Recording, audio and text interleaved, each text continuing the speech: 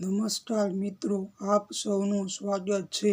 આજે આપણે જાણીશું દિવાળી 2024માં ક્યારે છે, શા માટે ઉજવવામાં આવે છે, તેની પાછળનું પૌરાણિક રહસ્ય શું છે, દિવાળીના 5 દિવસનું મહત્વ શું છે, પૂજા કેવી રીતે કરવી, ચાલો શરૂ કરીએ। દિવાળી 2024માં ક્યારે છે? લક્ષ્મી પૂજન અને મુખ્ય દિવાળી 8 નવેમ્બર 2024 રવિવારના દિવસે દિવાળીનો મુખ્ય દિવસ કારતક અમાસે આવે છે।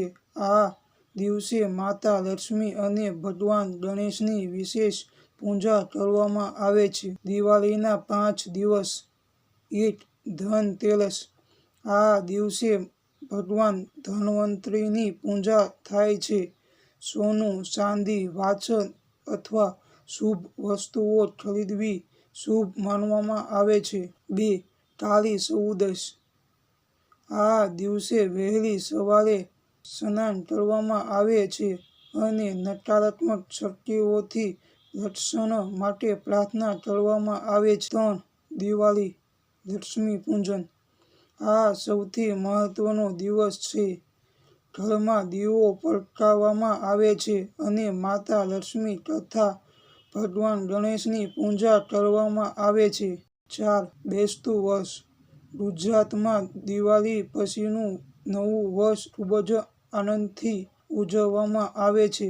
લોકો એકબીજાને નવા વર્ષની શુભેચ્છા પાઠવે છે। 5 ભાઈ બીજ, આ દિવસે ભાઈ અને બહેનનો પ્રેમ પવિત્ર પર્વ ઉજવવામાં આવે છે। દિવાળી શા માટે ઉજવવામાં આવે છે? સૌથી પ્રસિદ્ધ માન્યતા મુજબ ભગવાન શ્રી રામ 14 વર્ષનો વનવાસ પૂર્ણ કરીને અને રાવણ પર વિજય મેળવીને અયોધ્યા પરત ફર્યા હતા। અયોધ્યાના લોકો આનંદમાં આખું શહેર દીવાઓથી પ્રકાશિત કર્યું હતું, ત્યારથી દિવાળી પ્રકાશના પર્વ તરીકે ઉજવવામાં આવે છે। બીજી માન્યતા અનુસાર આ દિવસે માતા લક્ષ્મી સમુદ્ર મંથન દરમિયાન પ્રગટ થયા હતા, તેથી લક્ષ્મી પૂજનનું વિશેષ મહત્વ છે। કેટલાક પ્રદેશોમાં આ દિવસને ભગવાન શ્રી કૃષ્ણ દ્વારા નરકાસુરના વધ સાથે પણ જોડવામાં આવે છે। દિવાળીનો સંકેત, દિવાળી આપણને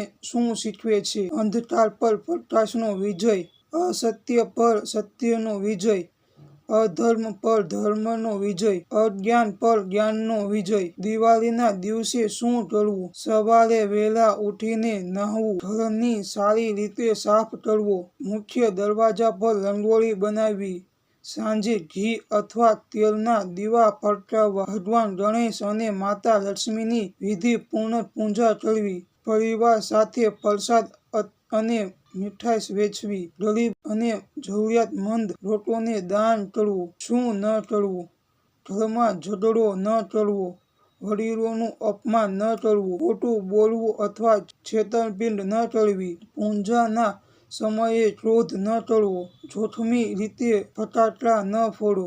પૂજાની સામગ્રી, માતા લક્ષ્મીની મૂર્તિ અથવા ફોટો, ભગવાન ગણેશ, કમળનું ફૂલ, કુમકુમ, ચોખા, દીવો, ઘી અથવા તેલ, ધૂપ અને અગરબત્તી, નૈવેદ્ય, મીઠાઈ, સિક્કા અથવા રોકડા। દિવાળી માત્ર એક તહેવાર નથી, પરંતુ જીવનમાં સકારાત્મક, સમૃદ્ધિ અને નવા આરંભનું પ્રતીક છે। ભગવાન ગણેશ અને માતા લક્ષ્મીની કૃપા આપ અને આપના પરિવાર પર હંમેશા બની રહે। આપ સૌને દિવાળી અને નૂતન વર્ષની હાર્દિક શુભકામનાઓ। જો વિડીયો ગમ્યો હોય તો લાઈક કરો, શેર કરો અને અમારી ચેનલને સબસ્ક્રાઇબ કરવાનું ભૂલશો નહીં। જય શ્રી રામ, જય માતા લક્ષ્મી।